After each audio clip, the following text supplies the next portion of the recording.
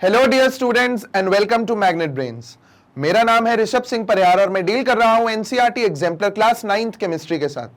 हमने atoms and molecules के part 1 को कंप्लीट कर लिया है पिछले लेक्चर में, और इस लेक्चर में हम एटम्स एंड मॉलिक्यूल्स के पार्ट 2 को देखेंगे। Quick revision basically Magnet Brains kindergarten से लेकर 12th क्लास तक NCERT, CBSE, state boards, olympiads, NTSC, इन सबके वीडियो लेक्चर्स आपको 100% फ्री में अवेलेबल कराते हैं। मैग्नेट ब्रेन्स पे 2 या 3 वीडियोस देखने के बाद भी आपको कोई पेड सब्सक्रिप्शन नहीं लेना पड़ता, ना ही कोई दूसरी फीस पे करनी पड़ती है, क्योंकि यहाँ सारी चीजें 100% फ्री हैं, वो भी क्वालिटी कंटेंट और क्वालिटी टीचर्स के साथ। तो चलिए शुरू करते हैं आज का lecture, that is atoms and molecules part 2। देखिए, आज हमारा सबसे पहला टॉपिक जो होगा that would B atomic mass. अब ये एटॉमिक मास का जो कंसेप्ट है ये बहुत इंपॉर्टेंट है, और ना ही केवल 9th क्लास में बल्कि 10th class, 11th class, 12th class, और अगर आप हायर स्टडीज में भी केमिस्ट्री के लिए जाते हैं तो वहां पे काम आएगा आपको। अब डाल्टन के अकॉर्डिंग, डाल्टन ने बोला कि हर एक एलिमेंट का अपना एक स्पेसिफिक एटॉमिक मास होता है। According to Dalton each element had a characteristic atomic mass. इसका मतलब क्या कि हर एक एलिमेंट का अपना एक अलग ही मास है, उसका कैरेक्टरिस्टिक मास होना यही होता है कि अगर मैं बोलूं कि भाई मास 12 है तो उससे समझ आ जाए कि वो कार्बन है, अगर मैं बोलूं मास 16 है तो उससे समझ आ जाए कि वो ऑक्सीजन है। तो आप मास देख के भी कई बार एलिमेंट का पता लगा सकते हो, अनलेस एंड अनटिल आइसोटोप्स और आइसोबार्स के केसेस होते हैं, बट आप मास देख के भी कई हद तक एलिमेंट्स का पता लगा सकते हैं। ओके, अब देखिए, ये जो डाल्टन की पूरी थ्योरी थी, इसने law of conservation of mass और लॉ ऑफ कांस्टेंट प्रोपोर्शन को भी एक्सप्लेन किया था। ये चीज हमने जब डाल्टन की थ्योरी पढ़ी थी तब भी देखा था पार्ट 1 में। Okay, so the theory could explain the law of constant proportion so well that the scientist were prompted to measure the atomic mass of an atom. और उसने कांस्टेंट प्रोपोर्शन के जो लॉ था उसको इतने अच्छे से एक्सप्लेन किया था कि साइंटिस्ट को और ज्यादा, कहते हैं ना कि एक जोश आ गया था कि हमें एटॉमिक मास के बारे में अब तो पढ़ाई करना ही है, और कैसे रिसर्च करें कि हमें एलिमेंट्स के एटॉमिक मासेस पता चल जाए। ओके, जब से डाल्टन की थ्योरी आई थी तब से। ओके, अब एक एक एलिमेंट के, एक एक एटम के, किसी भी एलिमेंट के एक एटम के मास को निकालना बहुत मुश्किल होता है। ऐसा क्यों होता है? क्योंकि एटम जो है वो एक्सट्रीमली स्मॉल है, वो इतना छोटा है कि हम उसे किसी से कंपेयर भी नहीं कर सकते। तो इतना छोटे एटम का आप मास कैसे निकालोगे? तो यहां ये मुश्किल आने लगी। इसीलिए हम किसकी तरफ गए? हम गए towards relative atomic mass. Relative atomic mass का मतलब समझते हैं आप? अब जैसे एक छोटा सा मैं आपको एग्जांपल देके पहले रिलेटिव एटॉमिक मास समझाता हूं क्या होता है। रिलेटिव मींस आप एक पर्टिकुलर चीज का मास किसी दूसरे के टर्म्स में पढ़ रहे हो, उसे रिलेटिव एटॉमिक मास बोलते हैं। जैसे कि अगर मेरे पास एक सेब है, ओके, और फिर मेरे पास यहां पे आप समझ लीजिए कि वाटरमेलन्स हैं, ओके, बड़े बड़े वाटरमेलन्स हैं। अब मैंने अगर एक सेब, अब एक सेब जो है वो 10 ग्राम का भी हो सकता है, 20 ग्राम का भी हो सकता है, बहुत अच्छा हो गया तो 30, 40, 50 ग्राम का भी हो सकता है। चलो हम let's assume that it is of 20 grams, 20 grams है, बट मैं चाहता हूं कि मैं इस सेब के मास को एक यूनिट बोल दूं। कोई यूनिट, आगे मैं कोई यूनिट ही नहीं लगा रहा हूं, मैंने सिंपली बोल दिया 1, इसका मास है 1 विदाउट एनी यूनिट, क्योंकि रिलेटिव मास पढ़ रहे हैं। तो मैंने बोला कि इसका मास 1 है। ओके, अब फॉर एग्जाम्पल अगर ये 100 ग्राम का भी है तो मुझे उससे फर्क नहीं पड़ता, मुझे सिर्फ ये देखना है कि मेरे सेब से ये कितना गुना भारी है, मेरे सेब से ये कितना गुना भारी है। तो मैं अगर सिंपली, सबसे पहले तो मैं ये वाला पार्ट हटाता हूं यहां से। अब देखिए, मुझे ये देखना है कि मेरे सेब से कितना गुना भारी है। तो मेरा सेब ऐसे, मतलब ऐसे अगर मैं 5 सेब एक साथ रख दूं तब जाके वो वाटरमेलन का मास आता है। तो एक का मास, एक सेब का मास अगर 1 है तो 5 सेब का हो गया 5। तो इसका मतलब इसके 5 टाइम्स है वाटरमेलन का मास। तो मैं वाटरमेलन को बोल दूंगा इट इज सिंपली 5। ओके, मैं वाटरमेलन को बोल दूंगा कि इट इज सिंपली 5, बस हो गया, उसका मास 5 यूनिट। अब अगर मैं ये बोलूं कि जो ये वाला वाटरमेलन है ये मेरे सेब से 10 गुना भारी है, तो मैं उसका मास नहीं निकालूंगा, मैं सीधे सीधे लिख दूंगा कि इसका 10 यूनिट है। जैसे इसका 1 था मास, इससे 5 गुना भारी ये था तो ये 5 हो गया, और इससे 10 गुना भारी ये था तो इसका मास 10 हो गया। इसको रिलेटिव एटॉमिक मास बोलते हैं। इसका मतलब कि अगर हम एक चीज का मास मेजर नहीं कर सकते तो किसी दूसरे के टर्म्स में हम इसका मास पढ़ ले, है ना। कि अगर बाय चांस, एक और छोटा सा एग्जांपल ऐसे ही,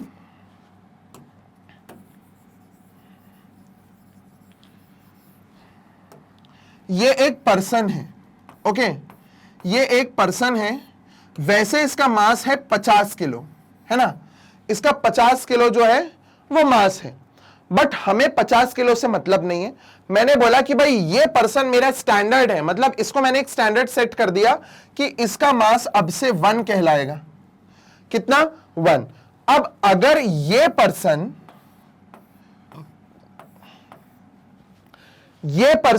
इस पर्सन से 2 गुना भारी है, डबल है, तो मैं इसका मास बोल दूंगा 2। और अगर ये पर्सन का मास इससे, मतलब चलो हम अपने पर्सन्स को वो भी दे देते हैं नंबरिंग, ये A है, ये B है और ये C है। अब अगर मैं ये बोलूं कि जो C है वो A के मास का आधा है, तो मैं क्या बोल दूंगा इसको? इसका मास हो गया 0.5 यूनिट। कोई सी भी यूनिट, यहां कोई यूनिट नहीं लगती है क्योंकि इसलिए मैं यूनिट लिख रहा हूं। यहां पे वो किलोग्राम, ग्राम, मिलीग्राम वैसा नहीं लिख रहे हैं हम, क्योंकि रिलेटिव मास पढ़ रहे हैं। इसके टर्म्स में मैं बाकियों के मास पढ़ रहा हूं, तो ये मेरे लिए स्टैंडर्ड हो गया, और इसका मास बाकियों के अकॉर्डिंग, मतलब बाकियों का मास इसके अकॉर्डिंग होगा। तो इसका अगर 1 मान लिया मैंने तो ये 2 होगा। अब समझ लो ये उससे आधा ही था तो ये 0.5 हो गया। ये होता है रिलेटिव एटॉमिक मास। इसी तरीके से हम एटम्स के बाद लिए भी पढ़ते हैं कि मैंने एक पर्टिकुलर को स्टैंडर्ड मान लिया और उस स्टैंडर्ड से मैंने बाकियों के मासेस को पढ़ा। अगर इसको मैंने 1 मान लिया, ये कोई भी एक चीज है, ये 1 है, तो ये जो दूसरा वाला है समझ लो ये 5 गुना भारी है, तो इसको मैं 5 बोल दूंगा मास में। This is relative atomic mass. Okay, तो हमने रिलेटिव एटॉमिक मासेस से एटम के मासेस को पढ़ना शुरू कर दिया।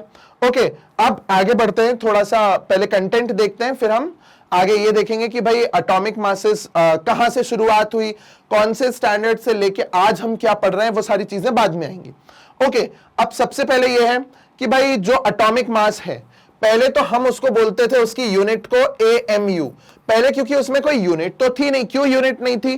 क्योंकि उसका कोई, भाई हम तो रिलेटिव एटॉमिक मास पढ़ रहे हैं, कोई स्टैंडर्ड कोई वैल्यू होती तो भाई हम उसको यूनिट लगा देते, ग्राम लगा देते, किलोग्राम लगा देते, बट यहां ग्राम किलोग्राम लगाना तो कोई मतलब ही नहीं है क्योंकि रिलेटिव एटॉमिक मास पढ़ रहे हैं। तो इसीलिए हमने क्या किया, रिलेटिव एटॉमिक मास के लिए जो हमारा नंबर था उसके बाद हम लगाना शुरू कर दिया AMU, और ये AMU का फुल फॉर्म होता है एटॉमिक मास यूनिट। क्या होता है full form? Atomic mass unit. ये पहले चलता था। उसके बाद जब IUPAC ने ये चीजें देखी तो उन्होंने बोला नहीं यार, ये AMU को हटाओ और सीधा सीधा सिर्फ एक लेटर लगा दो U। बाद में हमने यूनिट U लगाई जिसका फुल फॉर्म होता है यूनिफाइड, जिसका फुल फॉर्म होता है यूनिफाइड मास, जिसका फुल फॉर्म होता है यूनिफाइड मास। समझ आया?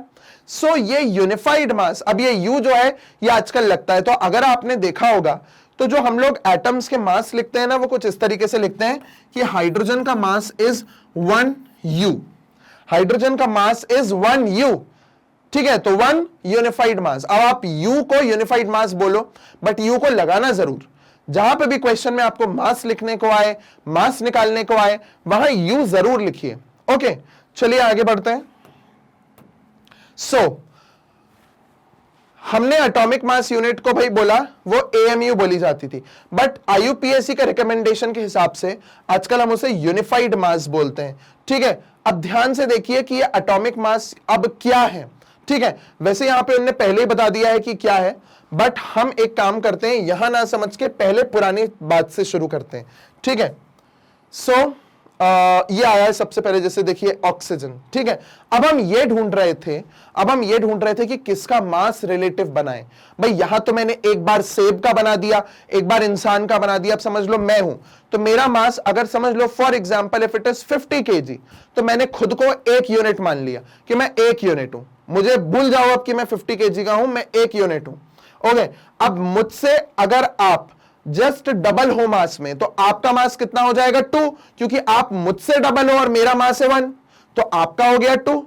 तो कोई स्टैंडर्ड तो लगाया ना कि भाई हम लोगों ने एक सिस्टम में मुझे स्टैंडर्ड मान लिया कि इनको स्टैंडर्ड मान के इनके मास को 1 कर दो। अब मुझसे जो आधा होगा, जिसका मास आधा होगा, वो 0.5 हो जाएगा, जो मुझसे आधा गुना ज्यादा होगा वो 1.5 हो जाएगा, जो डबल होगा वो 2 हो जाएगा, जो और 2.5 गुना तो 2.5 हो जाएगा उसका मास। ऐसे ही जो मुझसे 10 गुना भारी होगा उसका मास 10 हो जाएगा, है ना। तो इस तरीके से हमने मासेस निकाले। अब सबसे पहले हमने हाइड्रोजन को स्टैंडर्ड माना। ओके, हाइड्रोजन को स्टैंडर्ड माना और हमने बोला कि चलो भाई हाइड्रोजन पहला एलिमेंट है, क्यों ना हाइड्रोजन को ही हम लोग 1 स्टैंडर्ड मान लें और बाकियों को हाइड्रोजन के अकॉर्डिंग स्टडी करना शुरू कर दें, है ना। क्यों ना हम हाइड्रोजन को ही स्टैंडर्ड मान लें और हाइड्रोजन को स्टैंडर्ड मान के बाकियों के मासेस हाइड्रोजन के टर्म्स में पढ़ें। कि भाई समझ लो कोई एलिमेंट है X, ये हाइड्रोजन से 3 गुना भारी है, तो मैं इसको सीधा दे दूं 3U, बिना सोचे सीधा 3U का मास मैंने इसको दे दिया, और यह भी नहीं सोचा कि आगे क्या क्या नहीं, कितना मास इसका है। मैंने तो बोला रिलेटिव मास, अगर हाइड्रोजन 1 है तो इसके रिलेशन में ये 3 गुना भारी है, इसको 3U दे दो सीधा सीधा। इस तरीके से रिलेटिव मास तो चाहिए था, इसलिए हाइड्रोजन को स्टैंडर्ड मान के हमने ये किया। बट यहां दिक्कत यह आ गई कि हाइड्रोजन को अगर स्टैंडर्ड हमने मान लिया तो बाकियों के मास जो थे वो फ्रैक्शन में आने लगे, बाकियों के मास जो है वो फ्रैक्शंस में आने लगे, डेसिमल्स में आने लगे। और हम चाह रहे थे कि मास जो है वो मतलब हमारी ऐसा मानना था कि मास जो है वो होल नंबर आए। उस टाइम पे जो साइंटिस्ट थे, जो हमारा IUPAC था, उनने कहा कि भाई नहीं, स्टैंडर्ड अगर आप ऐसा लो, मतलब स्टैंडर्ड को आप ऐसा लो कि दूसरे का मास होल नंबर आए, ना कि डेसिमल्स और फ्रैक्शंस। तो अब यहां पे हाइड्रोजन का हो गया रिजेक्शन, हाइड्रोजन का तो हो गया रिजेक्शन। अब दूसरी रेस में, मतलब उसी रेस में दूसरे हमारे जो ऑप्शन चल रहे थे, दैट वाज ऑक्सीजन। अब ऑक्सीजन को देखते ही हमने बोला कि यार चलो ऑक्सीजन को ले लेते हैं, बट ऑक्सीजन को 1 नहीं मानेंगे। ऑक्सीजन को हमने ऐसे बोला कि इफ दिस इज ऑक्सीजन का atom, now you divide this atom. मैं ये समझाने के लिए बता रहा हूं, है ना, मैं ये समझाने के लिए बता रहा हूं कि हमने अगर ऑक्सीजन को बिल्कुल इक्वल पार्ट्स में डिवाइड किया, ओके, ये कितने पार्ट्स हो गए जरा देखें, 1 2 3 4 5 6 7 8 9 10 11 12 13 14 15 16, ओके, ये 16 हो गए। ठीक है, एक बार देख भी लें, 1 2 3 4 5 6 1 2 3 4 5 6 7 8 9 10 11 12 13 14 15 16। चलो भाई 16 पार्ट्स, इक्वल 16 पार्ट्स ऑक्सीजन के आ गए। तो हमने बोला कि ऑक्सीजन का जो ये एक पार्ट है, ये जो एक पार्ट है, दैट मींस अगर मैं मास के हिसाब से इसकी बात करूं तो टोटल ऑक्सीजन का it would be 1/16 mass. Total oxygen का मास अगर 16 है, 16 है ना ऑक्सीजन का मास टोटल। अब 16 को मैंने बोला कि सिर्फ एक हिस्सा ले लो पूरे एटम का, एक, अगर आप इक्वल पार्ट्स में पूरे एटम को डिवाइड करो तो एटम का एक हिस्सा वुड बी 1/16, है ना। तो हमने बोला क्यों ना इस 1/16 इसको हम एक यूनिट मान लें। तो क्योंकि इसको मैंने एक यूनिट मान लिया, तो आप समझ लो ऑक्सीजन के पास हमने ऐसे 16 हिस्से करे थे बराबर, तो ऑक्सीजन का मास तो हो गया टोटल 16U, और वो 16, अब आप ऑक्सीजन का सिर्फ 1/16 मास ले लो, 1/16 मास, 16 का 1/16 मास कितना होता है, दिस इज 1। तो एक हिस्से का मास मैंने 1U ले लिया, इसको स्टैंडर्ड मान लिया ऑक्सीजन को। बट ऑक्सीजन को स्टैंडर्ड माना क्यों? और अच्छा एक चीज और, हमने यहां पे इसका एक मास ले लिया ना 1U, अब इस टुकड़े के इस पार्ट से जो जितना भारी होगा उतना टाइम्स आप उसका मास मान लोगे। लाइक फॉर एग्जांपल मेरा हाइड्रोजन बिल्कुल इसके बराबर है, इसके एक टुकड़े के बराबर हाइड्रोजन का मास है, तो मैंने बोल दिया हाइड्रोजन 1U। ऑक्सीजन तो वैसे ही एक टुकड़ा 1U था, ऐसे 16 टुकड़े हैं तो ऑक्सीजन का मास 16 हो गया। कार्बन को हमने बोला कार्बन का जो मास है वो इस एक टुकड़े के 12 टाइम्स है, तो कार्बन हो गया 12U। रिलेटिव मास, है ना। तो हमने इसके एक टुकड़े को मान लिया। अब ऑक्सीजन को माना क्यों, ये देखो पहले। Oxygen reacted with a large number of elements and formed compounds. Oxygen को क्यों कंसिडर किया, क्योंकि ऑक्सीजन जिसके साथ चाहे रिएक्ट हो जाता था, सबसे ज्यादा रिएक्ट हो रहा था ऑक्सीजन। हमें ये पता चला कि भाई ऑक्सीजन तो जिसके साथ चाहे रिएक्ट हो जाता है, वह सबके साथ कंपाउंड्स फॉर्म कर लेता है। और दूसरा यह था कि ऑक्सीजन को स्टैंडर्ड लेके हमारे बाकी एलिमेंट्स का मास होल नंबर आने लगा। हाइड्रोजन के साथ यही दिक्कत थी ना कि हाइड्रोजन को स्टैंडर्ड लेने पे बाकियों का मास होल नंबर नहीं आ रहा था, वहां फ्रैक्शन या डेसिमल आ रहे थे। जैसे ही ऑक्सीजन के मास को हमने स्टैंडर्ड माना, तो ऑक्सीजन के मास को स्टैंडर्ड मानने पे जो बाकियों का मास था वो होल नंबर आ गया, वो होल नंबर आ गया। ठीक है, तो ये दो पॉइंट्स थे जिसके कारण ऑक्सीजन को सिलेक्ट किया गया। ठीक है, उसके ये दो रीजन है और ये दो रीजन एनसीईआरटी में दिए हैं। और ये क्वेश्चन भी आ जाता है कि why oxygen was considered as a standard for calculating the atomic masses, है ना। तो इसीलिए लिया गया। चलिए आगे बढ़ते हैं। अब ऑक्सीजन भी रिजेक्ट हो गया कुछ टाइम के बाद, तो हमारा लिस्ट में हाइड्रोजन रिजेक्ट हो गया, ऑक्सीजन रिजेक्ट हो गया। अब ऑक्सीजन रिजेक्ट क्यों हुआ, इसका रीजन ये है कि आइसोटोप्स की डिस्कवरी हो गई। किसकी डिस्कवरी हो गई, आइसोटोप्स। वैसे मैंने ये आइसोटोप्स जो है ना, इनके बारे में जिक्र किया है जब मैं डाल्टन्स एटॉमिक थ्योरी पढ़ा रहा था, पार्ट 1। ओके, सो नाउ ये आइसोटोप्स का जैसे ही भाई डिस्कवरी हुई। अब आइसोटोप क्या होते हैं, चलिए एक बार सुन लीजिए। आइसोटोप का मतलब है atoms of same element, atoms of same element having different masses. इसका मतलब ये कि एटम्स जो है वो है तो सेम एलिमेंट के, मगर उनके मास अलग अलग है। ऐसी स्पीशीज को हम लोग आइसोटोप्स बोलते हैं। लाइक फॉर एग्जाम्पल, हमें नेचर में 3 तरह के हाइड्रोजन मिलते हैं। एक ऐसा हाइड्रोजन जिसका मास 1 हो, एक ऐसा हाइड्रोजन जिसका मास 2 हो, एक ऐसा हाइड्रोजन जिसका मास 3 हो। इसका नाम है प्रोटियम, इसका नाम है ड्यूटेरियम और इसका नाम है ट्रिटियम। तो 3 तरह के हाइड्रोजन हमें नेचर में मिलते हैं, जिसमें से सबसे ज्यादा मिलने वाला हाइड्रोजन होता है प्रोटियम, जिसको हम एक्चुअल में हाइड्रोजन नाम देते हैं, क्योंकि बाकियों को तो हम ड्यूटेरियम और ट्रिटियम बोलते हैं, हाइड्रोजन नहीं बोलते। ओके, बट है तो वो भी हाइड्रोजन, बट उनका मास अलग है। तो ऐसी स्पीशीज को हम आइसोटोप्स बोलते हैं। अब जैसे ही आइसोटोप्स की डिस्कवरी हुई, ये जो ऑक्सीजन था ना, इसका मास भी फ्रैक्शंस में आने लगा। बाकियों को कंसिडर करो, अगर ऑक्सीजन को स्टैंडर्ड लेके बाकियों को रिलेटिव मास मैंने निकाला, तो अब क्या दिक्कत हो गई, ये भी फ्रैक्शन में आने लगा। अब सोचा गया कि भाई क्या किया जाए, तो एक और ऑप्शन हमारे सामने आया, and that option was carbon. ये ऑप्शन क्या था, कार्बन। अब कार्बन को क्यों लिया गया, कार्बन इसलिए लिया गया क्योंकि वो सबसे ज्यादा मिलने वाला, मतलब लिविंग सिस्टम से मिलने वाला एक एटम है। अब हमारी बॉडी भी मैक्सिमम पूरे मेजरली कार्बन की बनी, आपकी बॉडी भी पूरी कार्बन की बनी हुई है। जो मैं ये कपड़े पहना हूं ये भी कार्बन है। पॉलिथीन से लेके प्लास्टिक से लेके हमारे चारों तरफ हमें जो देखने के लिए मिलता है वो सब कुछ तो कार्बन कंपाउंड है। तो बोला क्यों ना कार्बन को स्टैंडर्ड ले लिया जाए।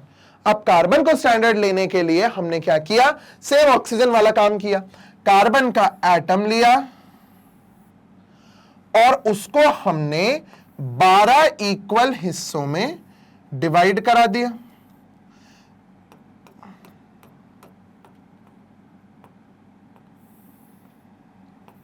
इस तरीके से। ओके, सो अब कितने हो गए, 1 2 3 4 5 6 7 8 9 10 11 एंड 12। हमने कार्बन के एटम को, मैं ये समझाने के लिए बना रहा हूं, है ना। तो कार्बन के एटम को अगर हम 12 इक्वल हिस्सों में डिवाइड करें, बिल्कुल इक्वल हिस्सों में डिवाइड करें, तो ये जो एक हिस्सा है इसका, मतलब अगर मैं एक हिस्से को ले लूं तो फ्रैक्शंस तो सभी ने बचपन में पढ़ा हुआ है कि भाई फ्रैक्शंस क्या होते हैं। तो इस एक हिस्से को मैं बोल सकता हूं दिस इज 1/12 पार्ट। मैं इस एक हिस्से को बोल सकता हूं 1/12 पार्ट। तो हमने बोला कार्बन 12। अब कार्बन के भी आइसोटोप्स थे, आपको पता है। सो कार्बन के भी आइसोटोप्स थे, उसमें हमने क्या किया, कार्बन 12, ऐसा कार्बन जिसका मास 12 हो, उसको हमने स्टैंडर्ड ले लिया। कार्बन 12, इसको कई जगह ऐसा भी लिखा जाएगा, इसको ऐसा भी लिखा जाएगा, इसको ऐसा भी लिखा जाएगा, और इसको ऐसा भी लिखा जाएगा। तो आपको ये सारे तरीके पता होना चाहिए कि कभी लिखा हुआ आ जाए तो ये कार्बन 12 है। और आइसोटोप कार्बन 11, 12, 14 ये सब हमें तो मिलते ही है। कार्बन के अलग अलग आइसोटोप्स है ना, मतलब एलिमेंट सेम है बट उसके मास अलग है ना, इनको आइसोटोप्स बोलते हैं। तो हमने क्या बोला कि कार्बन 12 आइसोटोप के एटम का 1/12 पार्ट, कार्बन 12 आइसोटोप के एटम का 1/12 part is equal to 1 unit. Okay, so भाई हमने इसको बोला कि कार्बन 12 का 1/12 पार्ट जो होगा that would be equal to 1 unified mass, 1 U। Standard मान लिया मैंने उसको कि ये 1 है। अब कार्बन के पास ऐसे 12 टुकड़े हैं, तो कार्बन का तो मास हो गया सीधा सीधा 12 U। अगर उसके एक का मास 1 है तो कार्बन के पास ऐसे 12 है, बिल्कुल एक जैसे 12 पार्ट है, कार्बन का मास हो गया 12। अब इससे हमने स्टैंडर्ड बना के सबके मासेस निकाले। हमने बोला ये जो एक हिस्सा है इसके एग्जैक्टली बराबर हाइड्रोजन है, तो हाइड्रोजन का मास मैंने बोल दिया इज 1 U। उसके बाद आता है हमारा हीलियम। हमने बोला हीलियम का मास क्या है, तो हीलियम का जो एटम है वो इस हिस्से से 4 गुना भारी है, वो एक इस हिस्से से 4 गुना भारी है, और एक हिस्से का मास है 1 U। तो 1 U का 4 कर दो तो 4 U। हीलियम का मास आ गया 4 U। थोड़ा सा ज्यादा बताता हूं अभी, ऑक्सीजन पे आ जाओ। ऑक्सीजन का मास कितना है अभी 16। कैसे आया, इसके एक हिस्से के 16 टाइम्स भारी है ऑक्सीजन, तो ऑक्सीजन का मास आ गया 16 U। नाइट्रोजन का मास आ गया 14 U। सोडियम का मास आ गया ऐसे 23 U, है ना। तो इस तरीके से अब सोडियम जो है वो इसके एक टुकड़े से 23 टाइम्स भारी है, तो मैंने सोडियम का मास बोल दिया भाई 23 U। इसका मतलब मैं उसको एटॉमिक मास नहीं बोलता हूं आजकल, अब उसको बोला जाता है रिलेटिव एटॉमिक मास। ओके, सो यहां पे पूरी तरीके से हमने कार्बन को डिस्क्राइब कर दिया कि भाई उसका ये मास है, ठीक है। और यहां पे उसी का एक्सप्लेनेशन इस पूरे स्टेटमेंट में हमें दिया हुआ है। चलिए देखते हैं। सो इन 1961 for a universally accepted atomic mass unit, पूरा यूनिवर्सली एक्सेप्टेड दुनिया भर में माना हुआ कार्बन 12 आइसोटोप, देखो लिखा भी हुआ है carbon 12 isotope was chosen as a standard reference for measuring atomic masses. Standard मान लिया, one atomic mass unit is a mass unit equal to exactly 1/12 the mass of one atom of carbon 12, मतलब carbon 12 के 1/12 हिस्से को हमने 1 मान लिया। The relative atomic masses of all elements have been found with respect to an atom of carbon 12, and the relative atomic masses of the atom of an element is defined as the average mass of the atom as compared to 1/12 the mass of one carbon 12 atom। एक carbon 12 atom के 1/12 मास से उसका मास कितना आ रहा है वो उसकी relative atomic mass unit हो जाती है। Okay, so I hope this is clear to all of you। आगे बढ़ते हैं। अब एटम एग्जिस्ट कैसे करते हैं? एटम एग्जिस्ट करते हैं या तो वो इंडिविजुअल अकेले एग्जिस्ट कर लेंगे या वो मॉलिक्यूल के फॉर्म में, कंबाइंड फॉर्म में एग्जिस्ट करते हैं। ओके, सो देखिए हमारा स्टेटमेंट क्या बोलता है, atoms of most elements are not able to exist independently, atoms form molecules and ions। इसका मतलब कि एटम जो है वो इंडिपेंडेंटली एग्जिस्ट, ज्यादा से ज्यादातर एटम्स जो होते हैं वो इंडिपेंडेंटली एग्जिस्ट नहीं कर पाते, या तो वो मॉलिक्यूल के फॉर्म में या वो आयन के फॉर्म में एग्जिस्ट करता है ना। अब जैसे कि है ना, कुछ ऐसे एलिमेंट्स भी हैं जिनके एटम्स अकेले भी एग्जिस्ट करते हैं, like for example helium, neon, argon, krypton, xenon, radon, इनके अकेले एग्जिस्ट करते हैं। सोडियम वगैरह है, मैग्नीशियम है, इनके एलिमेंट्स जो हैं उनके एटम्स अकेले एग्जिस्ट करते हैं। अब अगर हम बात करें मॉलिक्यूल्स की, तो hydrogen H2, nitrogen N2, chlorine Cl2, oxygen O2, phosphorus P4, sulphur S8, है ना, ये एटम्स का ग्रुप, इनको हम लोग मॉलिक्यूल्स बोलते हैं। एटम ऐसे भी एग्जिस्ट कर सकते हैं ग्रुप में, एटम चाहे तो ऐसे भी एग्जिस्ट करते हैं इन अकेले अकेले form.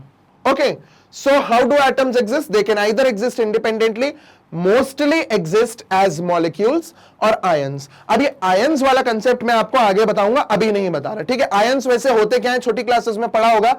These are the charged particles.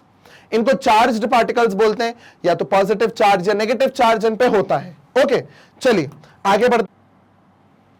चलिए अब आता है हमारा एक थोड़ा फेवरेट सा topic, what is a molecule. अब एक मॉलिक्यूल क्या होता है हम ये पढ़ेंगे. सिंपली अगर हम बोलें तो molecule is generally a group of 2 और more atoms that are chemically bonded together. अभी सिर्फ इतना ही आगे और पढ़ेंगे, अभी सिर्फ इतना देखो. एक ये एटम है, एक ये एटम है, और ये ए है, ये बी है, ये आपस में बीच में केमिकल बॉन्ड से जुड़े हुए हैं. ये बन गया एक मॉलिक्यूल. ओके, या अभी कुछ इस तरीके से बनाते हैं, एक मिनट रुकिए. एक मॉलिक्यूल ये है, एक मॉलिक्यूल ये है, दोनों अभी एक हैं. चाहे तो मॉलिक्यूल ऐसा भी हो सकता है,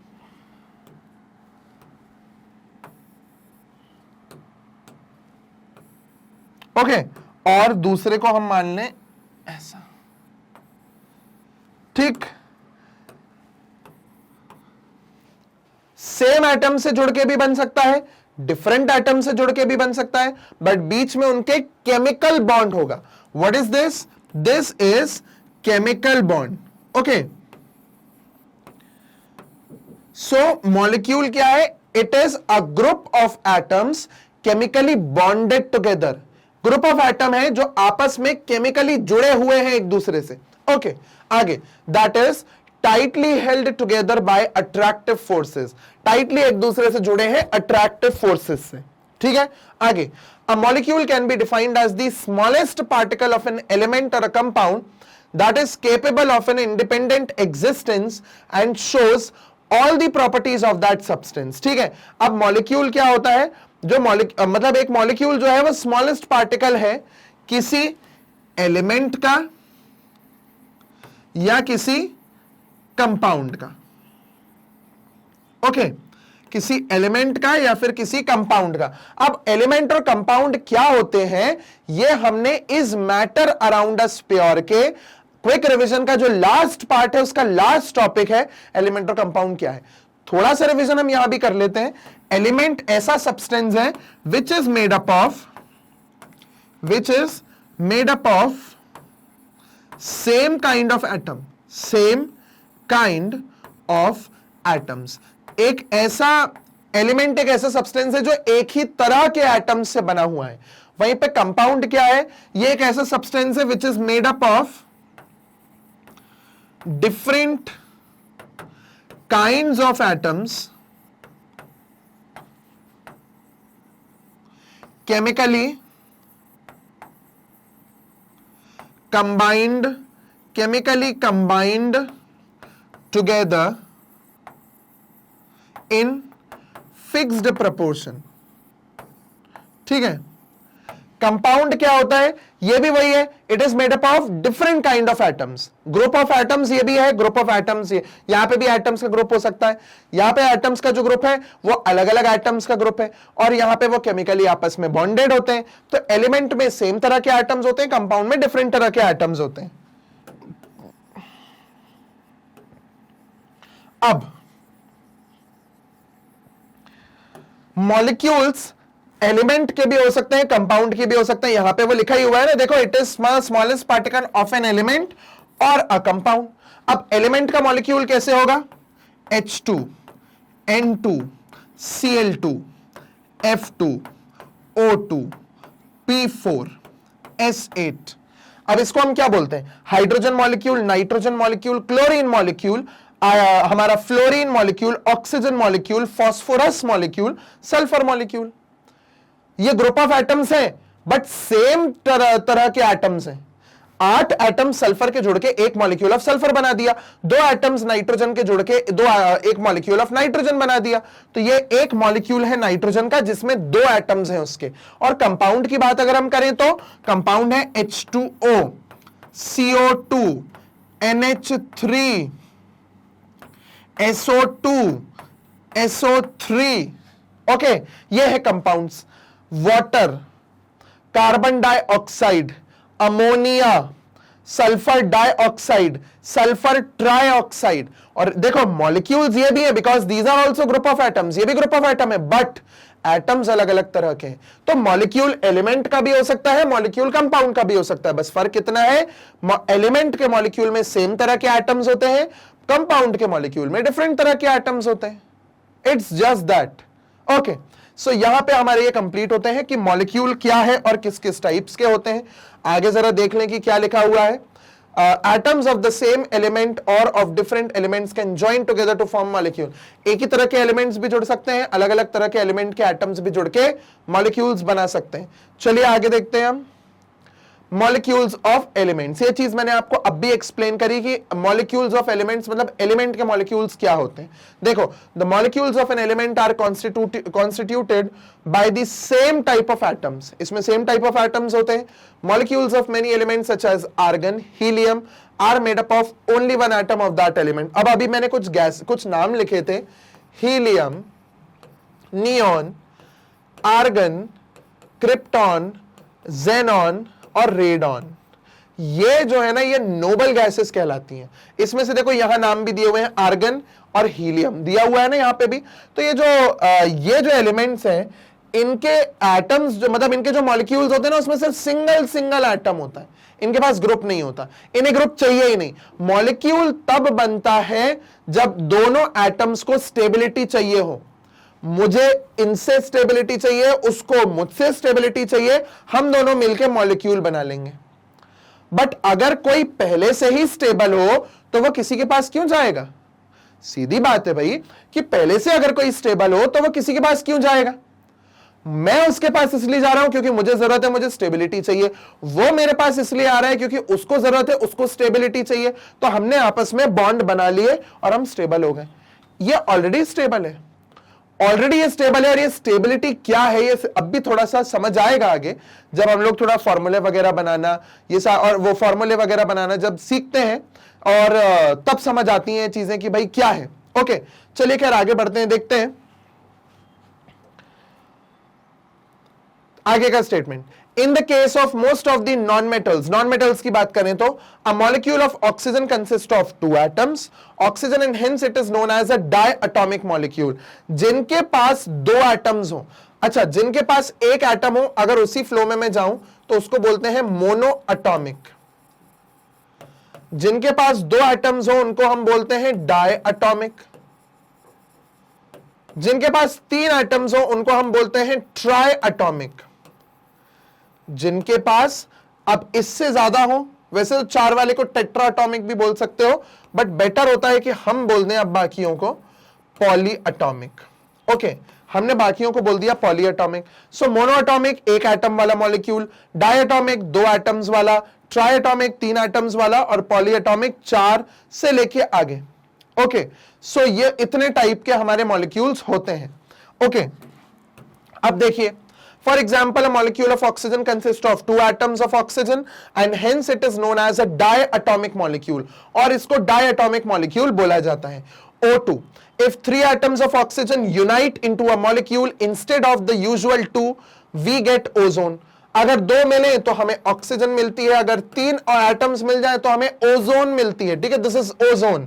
the number of atoms constituting a molecule is known as its atomicity. अब ये एक बहुत अच्छी डेफिनेशन हमें मिली, ये इसको देखिए,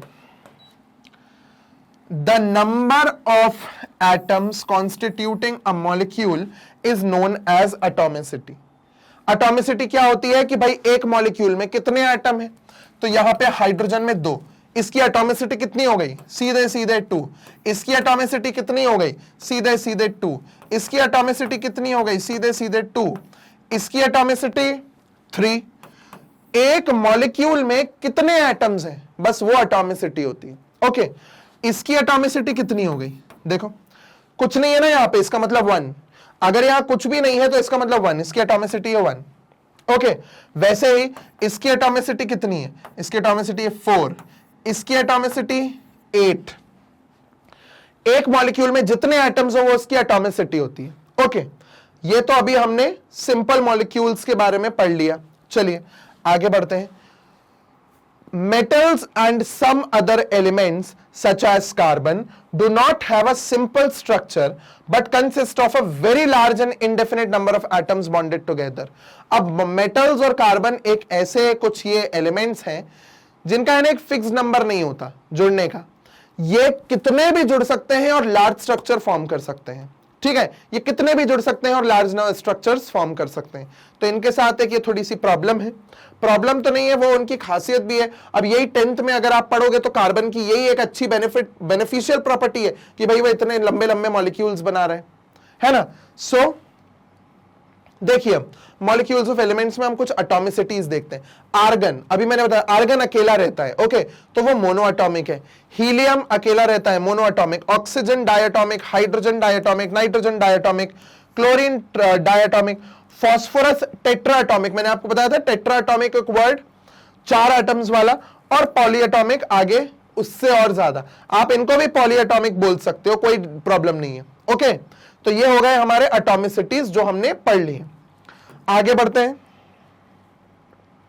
Atoms of different elements join together in definite proportion to form molecule of compounds। अब ये जो एटम्स है वो एक फिक्स्ड प्रोपोर्शन में जुड़ते हैं। फिक्स्ड प्रोपोर्शन का मतलब ये है कि अगर मुझे पानी बनाना है तो 2 हाइड्रोजन और 1 ऑक्सीजन को ही जोड़ना पड़ेगा। 2 हाइड्रोजन और 2 ऑक्सीजन जोड़ के तो पानी नहीं बनाते, या 1 हाइड्रोजन 1 ऑक्सीजन जोड़ के तो पानी नहीं बनाते। ये केसेस तो है ही नहीं, सिर्फ एक यही केस है जो सही है। सो फिक्स्ड प्रोपोर्शन में, फिक्स्ड नंबर में जब एटम्स जुड़ेंगे तो वो कंपाउंड्स बनाएंगे। Okay, so now we will see molecules of compounds. देखिए वाटर की बात करें तो ये मॉलिक्यूल ऑफ कंपाउंड है, ये अमोनिया है, ये कार्बन डाइऑक्साइड है। क्या लिखा हुआ है यहाँ पे? ये वो मास वाले रेशियो है जो हमने लॉ ऑफ कांस्टेंट प्रोपोर्शन में पढ़ा था। और ये एग्जांपल एक ये वाला और ये वाला तो हमने वहां देखा भी था। इस वाले को एक बार आप लोग सॉल्व करके देखें। अगर अमोनिया वाला नहीं समझ आता है, वो जो कांस्टेंट प्रोपोर्शन में हमने मास निकाल के उनके सिंपल रेशियो निकाले थे ना, ये वही वाला है। ना बने तो कमेंट्स में बिल्कुल बताइएगा, इसको एक्सप्लेन कर दिया जाएगा। वैसे है बहुत इजी, आपको नाइट्रोजन का मास निकालना है, हाइड्रोजन का निकालना है, इस टू करके, है ना। नाइट्रोजन 14 है, हाइड्रोजन 3 है, 14:3, और उसका वही रेशियो आ गया। ट्राई करना खुद से भी एक बार थोड़ा दिमाग लगा के। ओके, चलिए आगे बढ़ते हैं। What is an ion? एक आयन क्या होता है, चलिए अब ये देखते हैं। आयंस जो होते हैं ये चार्ज्ड पार्टिकल्स होते हैं, है ना। ये हम ऑलरेडी पढ़ चुके हैं कि भाई the charged species are known as ions. अब ये नेगेटिव भी हो सकता है, पॉजिटिव भी हो सकता है, ठीक है। उन पे सिंगल चार्ज भी हो सकता है, डबल भी हो सकता है, ट्रिपल भी हो सकता है ना। तो 1 2 3 चार्ज भी हो सकते हैं, नेगेटिव भी हो सकता है, पॉजिटिव भी हो सकता है। सो आयंस में consist of a single charged atom और a group of atoms that have a net charge. अब ऐसे भी हो सकते हैं, देखिए पहले तो मैंने आपको बताया कि चार्ज पार्टिकल्स आयन है। अब चाहे तो उस पे एक सिंगल पार्टिकल पे भी चार्ज हो सकता है, चाहे तो ग्रुप ऑफ एटम्स पे एक नेट चार्ज हो सकता है। इसे बोलते हैं नेट चार्ज, मतलब एक पूरा सबका मिला के एक चार्ज जो पूरे मॉलिक्यूल पर है। जैसे ये है, ओके, जैसे ये है, जैसे ये है, और अकेले वाले जैसे ये है, जैसे ये है, एक और ये है, देखिए, है ना। सो अब एक चीज देखो, यहां पे सारे सिंगल सिंगल एटम्स के ऊपर चार्ज है तो ये आयन बने, सिंगल सिंगल, है ना, पार्टिकल वाले आयन। वहां पे ग्रुप ऑफ एटम्स हैं जिनके ऊपर चार्ज लगा हुआ है। यहां पे मैंने सिंगल भी देख लिया, डबल भी देख लिया, ट्रिपल भी देख लिया। यहां पे भी देखो हमने सिंगल भी देख लिया, डबल भी देख लिया, ओके। और एक चीज हमने पॉजिटिव भी देख लिया, नेगेटिव भी देख लिया, पॉजिटिव भी देख लिया, नेगेटिव भी देख लिया। आगे अभी पढ़ेंगे पॉजिटिव नेगेटिव क्या होते हैं। अब देखिए ये जो आयंस होते हैं, these ions are of 2 types. एक होता है कैटायन, एक होता है एनायन। अब जो ये कैटायन होता है इसके ऊपर पॉजिटिव चार्ज होता है, जो एनायन होता है उसके ऊपर नेगेटिव चार्ज होता है। मतलब जितने भी नेगेटिवली चार्ज्ड आयंस हैं वो एनायन, जितने भी पॉजिटिवली चार्ज्ड आयंस हैं वो कैटायंस। क्लियर? सो एग्जांपल क्या है हमारा? Na+, Mg2+, Al3+, है ना। और हमारा आ जाता है इसमें Li प्लस NH4 प्लस, सब पॉजिटिव चार्ज वाले। उधर देखें तो Cl minus F minus O2 minus N3 minus, okay, NO3 minus SO4 minus, okay, ये सब नेगेटिवली चार्ज्ड है, ये पॉजिटिवली चार्ज्ड है, ये कैटायन है वो एनायन है, okay, clear. Single single particle वाले भी आयंस हैं, ज्यादा एटम्स वाले भी आयंस हैं, ये देखो ग्रुप ऑफ एटम्स के आयंस, सिंगल सिंगल वाले आयंस, ओके। चलिए सो अब थोड़ा सा टेक्स्ट देखते हैं। आयंस में कंसिस्ट हमने पढ़ लिया, an ion can be negatively और positively charged, a negatively charged ion is called anion and a positively charged ion is called a cation. अब यहां उन्होंने एग्जांपल दिया हुआ है कि for example if we have a compound NaCl, NaCl में this is positive and this is negative. एक compound जब भी बनता है, जब मैं बात कर रहा हूं कंपाउंड बनने की, तो उसमें नंबर ऑफ पॉजिटिव और नंबर ऑफ नेगेटिव हमेशा बराबर होते हैं ताकि चार्ज न्यूट्रल रहे। अब एक पॉजिटिव एक नेगेटिव कैंसिल करके चार्ज जीरो, चार्ज तो जीरो हो गया ना इनके ऊपर। सो हम कोशिश क्या हमें करना ही है, एक रूल है कि भाई जब कंपाउंड आप बनाओगे, प्रॉपर कंपाउंड, तो जो नंबर ऑफ पॉजिटिव और नंबर ऑफ नेगेटिव है वो हमेशा इक्वल होंगे, okay, to maintain electrical neutrality. Neutral मतलब ना उस तरफ ना इस तरफ, इलेक्ट्रिकल मतलब पॉजिटिव नेगेटिव, तो ना पॉजिटिव हो ना नेगेटिव हो, बीच में, this is electrical neutrality, charge zero, okay. चलिए आगे बढ़ते हैं। अब a group of atom carrying a charge is known as a polyatomic ion, okay. अब यहां पे polyatomic ions के बारे में एक डेफिनेशन दी हुई है कि भाई polyatomic ions क्या होते हैं। ऐसे ions जिनमें ग्रुप ऑफ एटम्स हो, जो अभी हम इतनी देर से पढ़ रहे हैं ना, देखो SO4 2 minus, NO3 minus, NO2 minus, SO3 2 minus, OH minus, NH4 plus, CO3 2 minus, HCO3 minus, PO4 3 minus. अब ध्यान से नाम सुनिए, sulphate, nitrate, nitrite, sulphite, hydroxide, ammonium, carbonate, bicarbonate, phosphate, ये आयंस है। कैसे आयंस है? पॉली एटॉमिक, नाम ही बोल रहा है, poly means many, atomic means atoms, बहुत सारे एटम्स के साथ, जिसमें ज्यादा एटम्स हो, ऐसे आयंस। अब देखो यहां 4 और 1 5, 6 एटम्स हैं, 2 नेगेटिव चार्ज है। अच्छा, इनकी एटॉमिसिटीज भी बताते जाइए जरा। देखिए atomicity, number of atoms present in a molecule, वही है ना एटॉमिसिटी। देखो यहां 4, यहां कुछ नहीं है, इसका मतलब 1, याद रखना है, भूल नहीं जाना कि यहां 4 नंबर देख के सीधा 4 लिख दिया। इसकी एटॉमिसिटी हो जाएगी 5। ये देखो 3 + 1 4, 2 + 1 3, 3 + 1 4, 2, 4 + 1 5, समझ आते जा रहा है। फिर 3 + 1 4, यह है 3 4 5 और 4 + 1 5। टोटल कितने एटम्स है बस हमें वो काउंट करने। ओके, ये क्या है? कुछ आयनिक कंपाउंड्स। अब आयनिक कंपाउंड्स क्या होते हैं? जैसा कि हमें नाम बता रहा है, आयनिक कंपाउंड्स वो कंपाउंड्स जो आयंस के जुड़ने के कारण बने हों।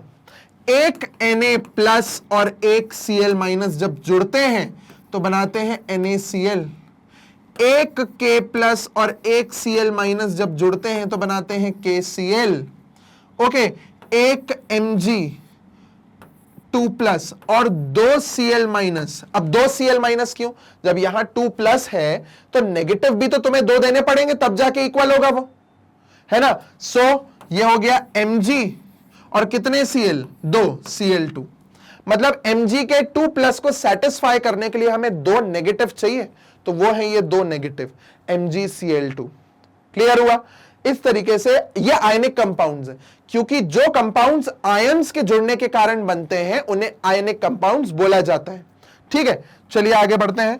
यहां पे कुछ आयनिक कंपाउंड्स दिए हैं और उनका मास का रेशो दिया है, अब आप ये निकाल सकते हो। लाइक कैल्शियम और ऑक्सीजन है, एक एग्जांपल बता देता हूं कि ये जो कैल्शियम और ऑक्सीजन है, कैल्शियम का मास होता है 40, ओके, ऑक्सीजन का मास होता है 16, तो ये हमारा कितना हो गया, 8 5 40 एंड 8 2 16, तो 5:2 ये आ गया रेशो बाय मास। ओके, अगले दो का निकालने की कोशिश कीजिए। चलिए, तो इसी के साथ हमारा पार्ट 2 भी होता है कंप्लीट। अब जो नेक्स्ट पार्ट आएगा उसमें बहुत इंटरेस्टिंग चीजें होंगी, लाइक फॉर्मूला बनाना, उसके बाद मॉलिक्यूलर मास कैसे निकालते हैं, फॉर्मूला यूनिट मास कैसे निकालते हैं, और एक सबसे अच्छा topic that is mole concept, जो कि नहीं केवल 9th क्लास के लिए बल्कि आगे 11th 12th में भी बहुत इंपॉर्टेंस रखता है और आगे हायर स्टडीज के लिए भी।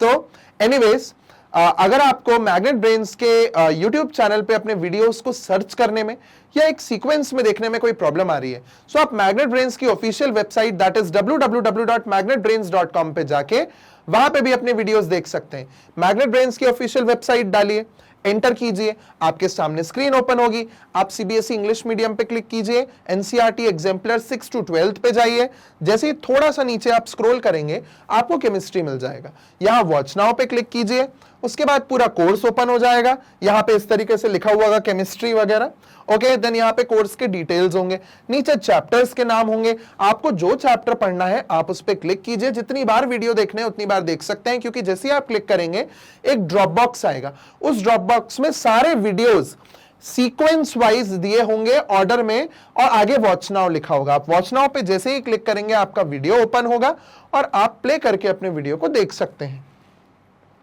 मैग्नेट ब्रेन्स किंडरगार्टन से लेकर 12th क्लास तक NCERT, CBSE, state boards, NTSC, olympiad, इन सबके वीडियो लेक्चर्स आपको 100% फ्री में अवेलेबल कराते हैं, वो भी क्वालिटी कंटेंट, क्वालिटी टीचर्स के साथ। यहाँ 2-3 वीडियोस देखने के बाद आपको कोई सब्सक्रिप्शन नहीं लेना पड़ता, ना ही कोई दूसरी फीस पे करनी पड़ती है, क्योंकि यह सारी चीजें 100% फ्री है।